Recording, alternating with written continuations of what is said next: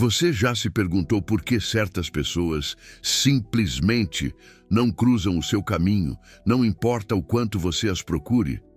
Já sentiu como se o universo estivesse deliberadamente escondendo alguém de você? Em novembro de 2024, o Dr. Alan Shore revelou algo no Huberman Lab que me deixou de cabelo em pé. Ele disse que os padrões de apego formados nos primeiros 24 meses de vida moldam, literalmente, a estrutura física do seu cérebro. Não metaforicamente, fisicamente. Os circuitos neurais que determinam quem você consegue enxergar, quem você consegue amar, quem você consegue reconhecer como um parceiro. São construídos antes mesmo de você ter memória consciente. E aqui está a parte que ninguém te conta. Esses circuitos podem estar completamente cegos para o tipo de amor que você realmente precisa. Carl Jung descobriu isso há mais de um século. Ele chamou de o paradoxo da prontidão. A alma só consegue reconhecer aquilo para o qual ela está preparada. Tudo o mais permanece invisível. Não porque não exista, mas porque você ainda não desenvolveu os olhos para ver. O que eu vou revelar nas próximas linhas vai mudar completamente como você entende relacionamentos, o timing das coisas e o que as pessoas chamam erroneamente de destino. Porque destino não é místico, é neurobiológico. E Jung sabia disso antes de qualquer scanner cerebral existir. Imagine a seguinte situação. Você já conheceu alguém e sentiu instantaneamente que essa pessoa era importante? Aquela sensação de reconhecimento que não faz sentido lógico nenhum? Jung chamava isso de projeção do arquétipo. Andrew Huberman agora sabe exatamente quais circuitos cerebrais são ativados nesse momento. Mas aqui está o que nenhum dos dois te conta diretamente. Essa sensação de reconhecimento só acontece quando seu cérebro está pronto para ela. Pessoas podem passar por você a vida inteira e você simplesmente não as vê. Não porque elas não estejam lá, mas porque seus circuitos de reconhecimento ainda não amadureceram para aquele tipo específico de conexão. Guarde essa informação. Ela vai fazer muito mais sentido quando eu revelar o protocolo que une Jung e Huberman no final. Vamos começar pelo que Jung descobriu e que a psicologia moderna levou quase um século para validar. Jung observou milhares de pacientes ao longo de sua carreira. Ele notou um padrão perturbador. As pessoas não encontravam o amor da vida delas por acaso. Existia sempre uma preparação interna que acontecia antes, uma espécie de amadurecimento da alma que ele chamou de individuação. E esse processo tinha etapas muito específicas. Primeiro vinha o confronto com a sombra, aquelas partes de você que você rejeita, que você esconde, que você finge que não existem. Enquanto essas partes permanecessem inconscientes, elas sabotavam todos os seus relacionamentos. Você atraía exatamente o tipo de pessoa que refletia suas feridas não curadas. Não porque o universo fosse cruel, mas porque seu cérebro só conseguia reconhecer padrões que já conhecia. Depois vinha a integração do ânima ou ânimos, o feminino interno no homem e o masculino interno na mulher. Jung percebeu que enquanto essas energias internas estivessem projetadas para fora, você nunca veria a pessoa real na sua frente. Você veria apenas uma tela onde projetava suas próprias partes não integradas. Relacionamentos assim eram intensos, sim, mas eram fundamentalmente ilusórios. E aqui está o que me chocou quando conectei Jung com as pesquisas de 2024. Um estudo publicado em janeiro de 2025 no Developmental Cognitive Neuroscience descobriu algo extraordinário. A puberdade inicia mudanças neurobiológicas que amplificam a responsividade do cérebro ao ambiente. Mas essa plasticidade não é infinita. Existe uma janela. Uma janela onde o cérebro está especialmente aberto para formar novos circuitos de conexão social. Os pesquisadores chamaram isso de prontidão para abraçar a incerteza. E é exatamente isso que Jung estava descrevendo como individuação. Quando você faz o trabalho interno, você literalmente abre novas janelas de plasticidade neural. Você cria novos circuitos de reconhecimento. Você se torna capaz de ver pessoas que antes eram invisíveis para você. Mas calma, porque a próxima parte é ainda mais perturbadora. O Dr. Alan Shore explicou no Huberman Lab que os primeiros 24 meses de vida criam o que ele chama de templates de apego. Esses templates funcionam como filtros de percepção. Seu cérebro literalmente filtra a realidade baseado nesses templates formados antes de você ter qualquer memória consciente. Se você cresceu com cuidadores inconsistentes, seu template de apego ansioso te faz hipervigilar sinais de abandono. Você vê ameaça onde não existe. E, paradoxalmente, você se sente atraído por pessoas que replicam esse padrão de inconsistência. Não porque você seja masoquista, mas porque seu cérebro só reconhece como familiar aquilo que corresponde ao template. Se você cresceu com cuidadores emocionalmente indisponíveis, seu template de apego evitante te faz fugir de intimidade genuína. Você se sente sufocado por pessoas que querem proximidade. E você se atrai por pessoas que replicam essa distância emocional. De novo, não por escolha consciente, mas porque seu cérebro está programado para isso. E aqui está a revelação que Jung fez há um século e que só agora temos validação neurocientífica. Esses templates podem ser reescritos, mas existe um pré-requisito. Você precisa primeiro tornar consciente o que era inconsciente. Jung chamava isso de fazer a sombra consciente. Huberman chama isso de reorganização de circuitos através de neuroplasticidade direcionada. É a mesma coisa, linguagens diferentes, mesmo fenômeno. Mas espera, tem mais um template que quase ninguém menciona, o apego desorganizado. Este é o mais complexo e o mais doloroso.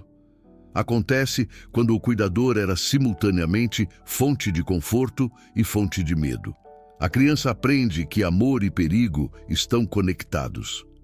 E na vida adulta, essa pessoa oscila entre buscar desesperadamente conexão e sabotar violentamente qualquer intimidade que conquista. Ela quer amor mais do que qualquer coisa.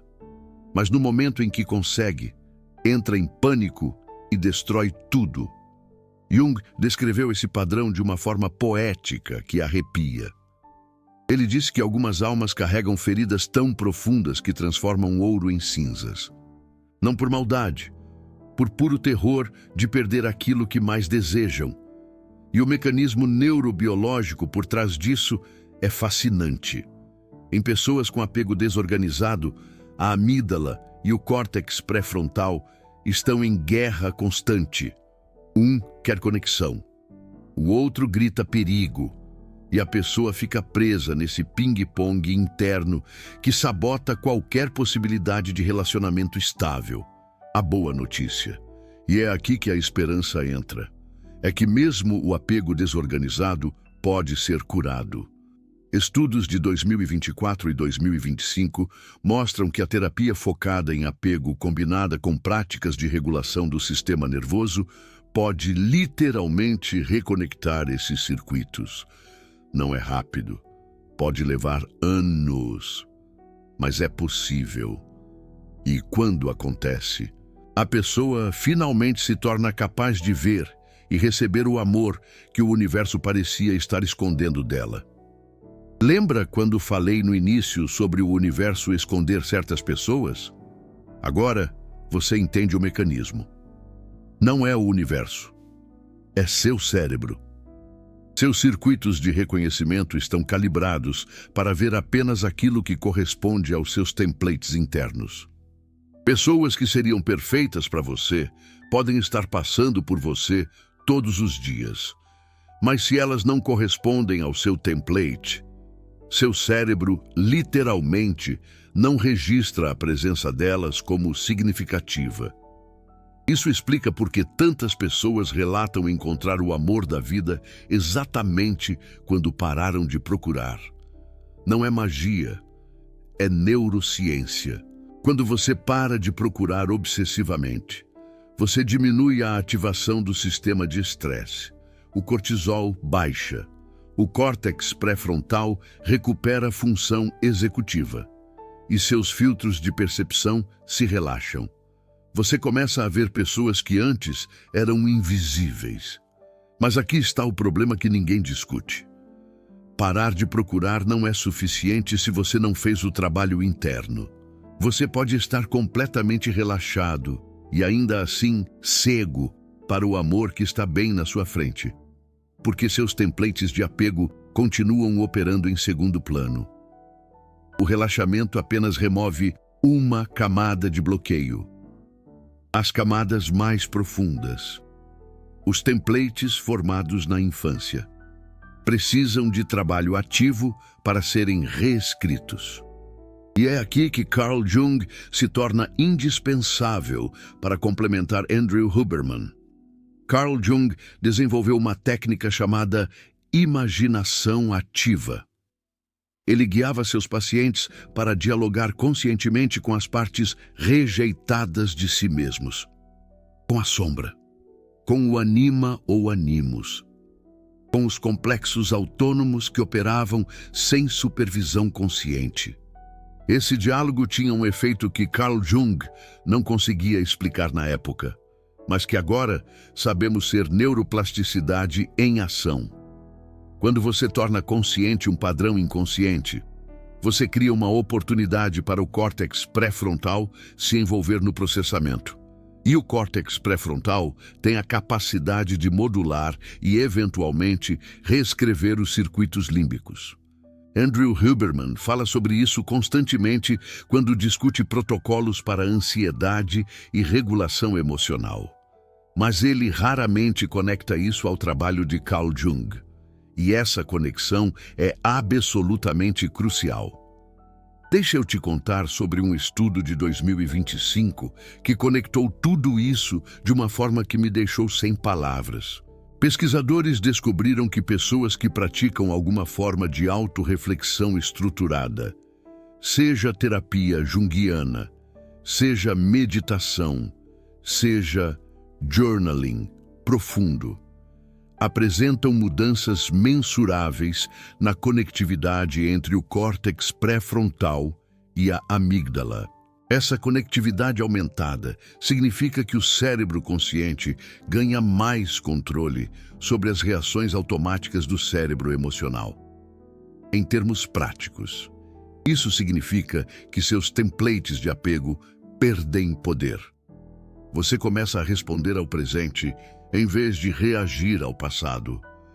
E quando isso acontece, algo mágico ocorre. Pessoas que antes eram invisíveis para você começam a aparecer no seu campo de percepção. Não porque elas mudaram, mas porque você mudou. Seus circuitos de reconhecimento foram atualizados. Você desenvolveu novos olhos. Carl Jung chamava esse processo de sincronicidade. Eventos aparentemente não conectados que se alinham de formas significativas. Ele insistia que sincronicidade não era coincidência.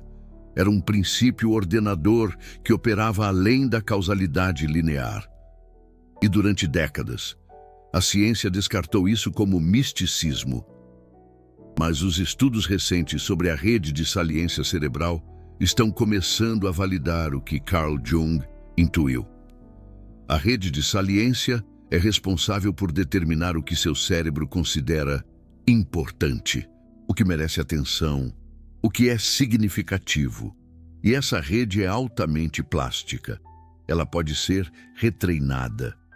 Quando você faz trabalho interno profundo, você literalmente reprograma o que sua rede de saliência considera digno de atenção. Pessoas e oportunidades que antes passavam despercebidas começam a se destacar. Não porque o universo mudou, mas porque sua percepção mudou. E aqui é onde eu preciso ser muito honesto com você. Por que a academia mantém Carl Jung e Andrew Huberman separados? Por que os neurocientistas raramente citam Carl Jung? Por que os junguianos frequentemente ignoram a neurociência? A resposta é desconfortável. Ego acadêmico, territórios de conhecimento, financiamento de pesquisa. Se você admite que um psicólogo suíço do início do século XX descobriu através de observação clínica o que laboratórios com milhões de dólares estão descobrindo agora, isso é humilhante para o establishment científico. E se você admite que a neurociência pode validar conceitos que pareciam místicos, isso é desconfortável para quem construiu uma identidade como cientista materialista. Mas aqui está a verdade que nenhum dos dois lados quer admitir. Carl Jung e Andrew Huberman estão descrevendo o mesmo elefante. Um pela observação direta da experiência humana, outro pela medição da atividade cerebral. E o elefante é este. Você não encontra o amor quando procura. Você encontra o amor quando se torna capaz de reconhecê-lo. E se tornar capaz de reconhecê-lo requer trabalho interno que pouquíssimas pessoas estão dispostas a fazer. Deixa eu te dar um exemplo concreto de como essa supressão de conhecimento afeta você diretamente. Em abril de 2025, a psicoterapeuta Mariana Sampaio apareceu no Huberman Lab para discutir como encontrar e ser um bom parceiro romântico. Ela disse algo que deveria ter causado uma revolução na psicologia de relacionamentos. Ela explicou que as feridas e forças da infância influenciam diretamente quem você escolhe como parceiro. Não é coincidência. É programação neurobiológica. Isso é exatamente o que Carl Jung disse em 1921 sobre complexos autônomos. Mas Mariana Sampaio não citou Carl Jung uma única vez durante a entrevista. Por quê? Porque citar Carl Jung ainda é tabu em certos círculos acadêmicos. Mesmo quando você está dizendo exatamente a mesma coisa que ele disse há um século. E aqui está o que me frustra profundamente. Milhões de pessoas assistiram àquela entrevista e saíram pensando que estavam ouvindo descobertas modernas, quando, na verdade, estavam ouvindo Carl Jung traduzido para a linguagem contemporânea. Se essas pessoas soubessem que o trabalho original já existe, já foi testado por décadas, já tem protocolos desenvolvidos, elas teriam acesso a ferramentas muito mais profundas de transformação. Mas essa conexão é deliberadamente apagada e você paga o preço. Agora vem a parte prática. O protocolo híbrido que eu desenvolvi combinando Carl Jung e Andrew Huberman. Presta atenção porque isso pode mudar completamente sua trajetória de relacionamentos. Fase 1. Mapeamento da sombra. Durante 2 semanas, você vai fazer o seguinte exercício toda noite antes de dormir. Você vai identificar uma pessoa que te irritou durante o dia. Pode ser uma irritação pequena, pode ser uma raiva intensa. Não importa a magnitude. O que importa é que essa pessoa ativou uma reação emocional em você. Agora, em vez de justificar sua irritação, você vai perguntar: o que essa pessoa está refletindo de mim, que eu não quero ver? Essa pergunta vai parecer absurda no início. Você vai resistir. Você vai querer dizer que a pessoa realmente é irritante e que isso não tem nada a ver com você. Mas persista, porque aquilo que mais te irrita nos outros é quase sempre uma qualidade que você reprimiu em si mesmo. Fase 2. Regulação do sistema nervoso. Enquanto faz o trabalho junguiano de sombra, você precisa também regular seu sistema nervoso. Isso é fundamental. Se seu sistema nervoso está cronicamente ativado em modo de luta ou fuga, seu córtex pré-frontal não consegue funcionar adequadamente. Seus templates de apego ficam ainda mais rígidos. Andrew Huberman recomenda vários protocolos para isso. O mais simples é o suspiro fisiológico. 2 inspirações rápidas pelo nariz, seguidas de uma expiração longa pela boca. Fazer isso 3 vezes seguidas ativa o sistema nervoso parasimpático e reduz o cortisol em minutos. Faça isso toda vez que sentir ansiedade sobre relacionamentos. Fase 3. Diálogo com o anima ou animus. Esta é a parte mais junguiana e também a mais poderosa. Uma vez por semana, você vai fazer uma sessão de imaginação ativa. Sente-se em um lugar tranquilo, feche os olhos e convide internamente a imagem do seu parceiro ideal. Não force uma imagem específica. Deixe que ela surja espontaneamente. Pode ser alguém que você conhece. Pode ser uma figura completamente desconhecida. Pode nem ter rosto definido. Não importa.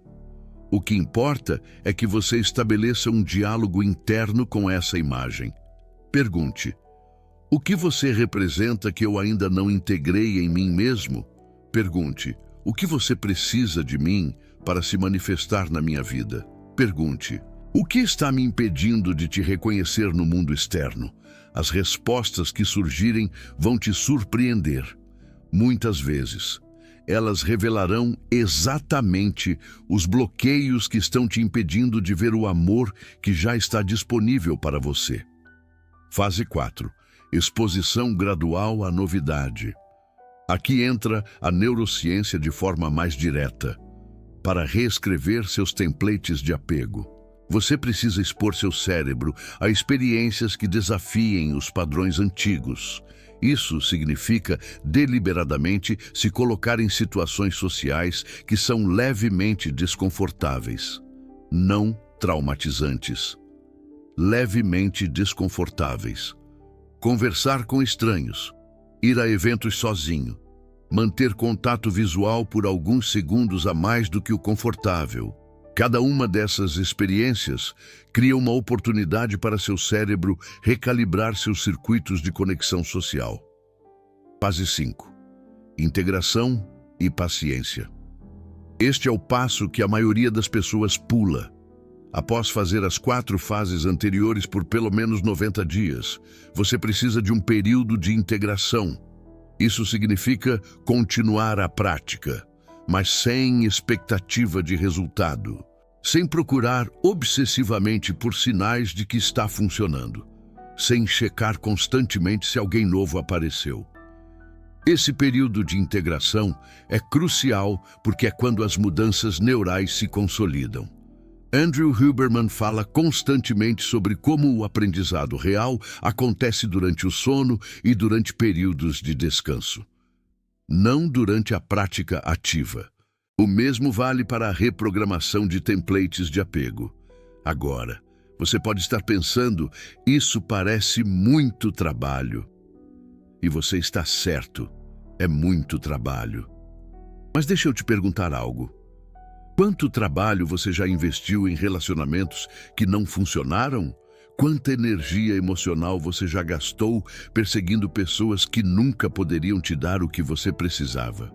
Quantas noites você já passou se perguntando por que o amor parece funcionar para todo mundo, menos para você? O trabalho que estou propondo é diferente porque ataca a raiz do problema. Não é sobre encontrar a pessoa certa. É sobre se tornar a pessoa capaz de reconhecer e receber a pessoa certa. E essa transformação muda tudo. Não apenas seus relacionamentos, sua relação consigo mesmo, sua relação com o trabalho, sua relação com a vida. Você acabou de receber um conhecimento que literalmente custou 1 século para ser compilado. Carl Jung passou sua vida inteira desenvolvendo essas ideias. Andrew Huberman e dezenas de neurocientistas gastaram milhões em pesquisa para validar cientificamente o que estou te entregando de graça. Se esse vídeo te ajudou a entender algo sobre você mesmo que antes era confuso, considere clicar no coração dourado abaixo. O Super Thanks não é apenas apoio financeiro. É você dizendo que esse tipo de conteúdo, que une psicologia profunda com neurociência moderna, merece existir. É você sinalizando que quer mais revelações como essa. Cada contribuição financia a próxima pesquisa, o próximo vídeo, a próxima conexão entre Carl Jung e Andrew Huberman, que ninguém mais está fazendo. Deixa eu te contar uma história que ilustra tudo que falei até aqui. Uma mulher de 38 anos, a Ana Paula, veio me procurar após uma série de relacionamentos fracassados. Ela descrevia um padrão muito específico. Conhecia homens interessantes, sentia conexão inicial intensa e depois de alguns meses, tudo desmoronava. Ela estava convencida de que tinha azar no amor, que o universo estava contra ela, que talvez ela simplesmente não fosse feita para relacionamentos. Quando começamos a explorar sua história, descobrimos algo revelador. Seu pai era emocionalmente distante, presente fisicamente, mas ausente emocionalmente. Ela cresceu tentando ganhar a atenção e o afeto de um homem que simplesmente não conseguia dar. E sem perceber, ela replicou esse padrão a vida inteira. Os homens que ela achava interessantes eram invariavelmente homens emocionalmente indisponíveis, homens que ela tinha que conquistar, homens que a mantinham em estado de ansiedade constante, porque nunca estava claro se eles realmente a amavam. Interessantemente, ela tinha encontrado ao longo dos anos vários homens que eram emocionalmente disponíveis. Homens que demonstravam interesse genuíno, homens que não jogavam jogos. E ela os descartava quase imediatamente. Eles eram entediantes. Não havia química. Faltava aquela intensidade que ela associava com amor. Você percebe o que estava acontecendo? O template de apego dela estava calibrado para reconhecer como amor apenas aquilo que replicava a dinâmica com o pai. A ansiedade de não saber se era amada. A necessidade constante de provar seu valor. A montanha-russa emocional. Homens que ofereciam algo diferente simplesmente não se registravam no radar dela como potenciais parceiros. Após meses de trabalho, usando uma combinação de técnicas junguianas e protocolos de regulação do sistema nervoso, algo começou a mudar. Ela começou a perceber homens que antes eram invisíveis para ela. Não porque eles mudaram, porque ela mudou. Seus circuitos de reconhecimento foram atualizados. Ela desenvolveu novos olhos. E um dia, ela conheceu alguém, um homem que era tudo que seu antigo eu teria considerado: entediante, presente, consistente, emocionalmente disponível, sem jogos, sem drama. E pela primeira vez na vida, em vez de sentir que faltava algo, ela sentiu paz. Ela sentiu que finalmente tinha encontrado um lar. Esse é o poder do trabalho que estou descrevendo. Não é sobre encontrar a pessoa perfeita lá fora. É sobre se tornar capaz de reconhecer e receber a pessoa que já pode estar esperando você notar a presença dela. Mas deixa eu te contar um segundo caso que ilustra o outro lado dessa moeda. Um homem de 45 anos que nunca tinha conseguido manter um relacionamento por mais de 6 meses. Ele era bem-sucedido profissionalmente. Tinha feito terapia convencional por anos, lia todos os livros de autoajuda, seguia todos os protocolos de otimização pessoal. Mas quando se tratava de amor, algo sempre dava errado. Ele atraía mulheres incríveis, mulheres que o amavam de verdade, mulheres dispostas a construir uma vida com ele. E ele sempre encontrava um motivo para terminar. Era crítico demais, comparava constantemente, sentia que algo estava faltando, que deveria existir alguém melhor. Quando fizemos o trabalho de sombra, descobrimos algo que o chocou. Ele tinha medo de ser abandonado. Mas em vez de manifestar esse medo como ansiedade, ele manifestava como rejeição preemptiva. Ele terminava antes de ser terminado. Ele sabotava antes de ser sabotado. Era uma estratégia inconsciente, brilhante, do ponto de vista de autoproteção, mas completamente destrutiva do ponto de vista de construir intimidade real. E mais revelador ainda foi o que descobrimos sobre seu ânimos feminino. A figura feminina idealizada que ele projetava em todas as mulheres era impossível de corresponder, porque não era uma pessoa real. Era uma imagem arquetípica que ele nunca tinha integrado, enquanto essa imagem permanecesse projetada para fora. Nenhuma mulher real poderia satisfazê-lo. Todas seriam sempre comparadas a um ideal inatingível. O trabalho dele foi diferente do trabalho da mulher do primeiro caso. Ele precisava confrontar sua sombra do abandonador. Reconhecer que o abandonador que ele temia em outros vivia dentro dele mesmo. E ele precisava retirar a projeção do ânimos, integrar essa energia feminina internamente, para finalmente conseguir ver mulheres reais em vez de telas de projeção. Levou quase 2 anos de trabalho consistente, mas no final, ele conseguiu. E quando conseguiu, algo extraordinário aconteceu. Ele reconectou com uma mulher que tinha conhecido anos antes, que na época ele tinha descartado por não sentir química suficiente. Só que agora, com circuitos de reconhecimento atualizados, ele finalmente conseguia vê-la. E o que ele viu o surpreendeu. Ela era exatamente o que ele precisava. Sempre tinha sido. Ele só não conseguia enxergar. Agora deixa eu te revelar a parte mais profunda de tudo isso. Carl Jung acreditava que o universo opera através de algo que ele chamava de unus mundus. Uma realidade unificada, onde mente e matéria não são separadas. Ele acreditava que quando você muda internamente, o mundo externo responde, não magicamente, mas através de um princípio ordenador que conecta o interno ao externo.